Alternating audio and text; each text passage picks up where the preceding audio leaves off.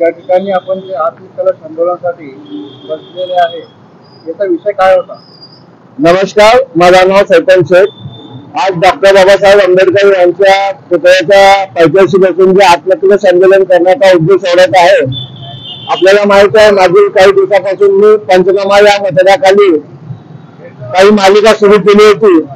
या मालिका संदर्भात सिव्हिल सर्जन असू दे, सोलापूर महानगरपालिका आरोग्य अधिकारी प्रतिनिधीवर आलेले सन्माननीय राठी माने यांच्या संदर्भात या मतदाराखाली मी लोकांकडे बातमीच्या माध्यमातून प्रसारित करत असताना माझ्यावर काही लोकांनी हल्ला केले आहेत. या हल्ल्यामागचे राठी माने असतील, सुहास माने असतील, काही अधिकारी असतील यांचा सहभाग होता. त्यावेळेने मागील काही दिवसानंतर हे हल्ला झाल्यावर परत आमच्यासह काही तिघांनी 2 कोटी खंडणी मागितली असं आमच्यावर गुन्हा दाखल करण्यात आला.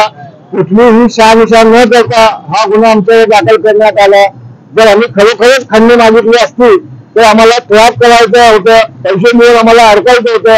पण हे पूर्ण खोटं नाट्य, पैसे मिळून हे खोटं नाट्य आरोप आमच्यावर करण्यात आले आहे. आज बाबासाहेब आंबेडकर पुतळ्यासमोर इथे बसून आत्मकलश करण्याचा उद्देश एवढाच आहे की आता मी म्हणल्याप्रमाणे जेवढे विषय मांडले या विषयात सखोल पारदर्शकपणे चौकशी करून या लोकांना कारवाई करण्यात यावी. सगळ्यात प्रथम राठी माने मॅडम यांना तात्काळ निलंबन करून यांची न्यायालयीन चौकशी करण्यात यावी.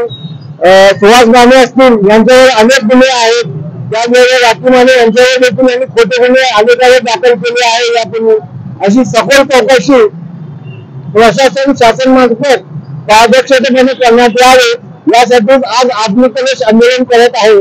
ही डेडलाईन म्हणून येत्या 14 ऑगस्ट पर्यंत यांना डेडलाईन देण्यात येत आहे. येत्या 15 ऑगस्ट रोजी न झाल्यास हे मागण्या मान्य न झाल्यास बेमुदत आंदोलन करण्यात येणार आहे. या माध्यमातून मला एवढंच सांगायचं आहे.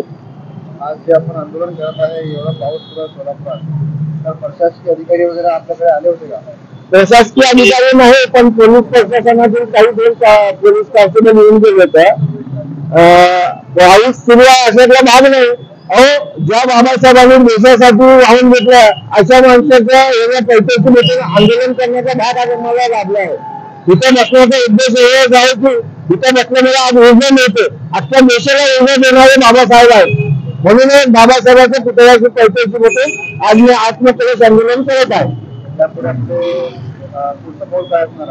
यापुढे 14 ऑगस्ट पर्यंत मी आत्ताच आपल्याला म्हणलं त्या पद्धतीने या लोकांवर गुन्हे दाखल नाही झाले, यांची सखोल चौकशी नाही झाली, आमच्यावर जे लावण्यात आलेले आरोप यांनी हे करावे आणि सखोल चौकशी करून पारदर्शकपणे यांनी जाहीर माफी मागावी. त्याचबरोबर आम्ही यांच्यावर देखील मानहानीचे दाखल 100% करणारच आहोत. आज तुम्हाला या माध्यमातून सांगणार आहे. परंतु 15 ऑगस्ट पर्यंत यांचे जे आम्ही मागणी केलेले मान्य नाही झाले, तर 15 ऑगस्ट पासून आम्ही बेमुदत उपोषण करणार आहे.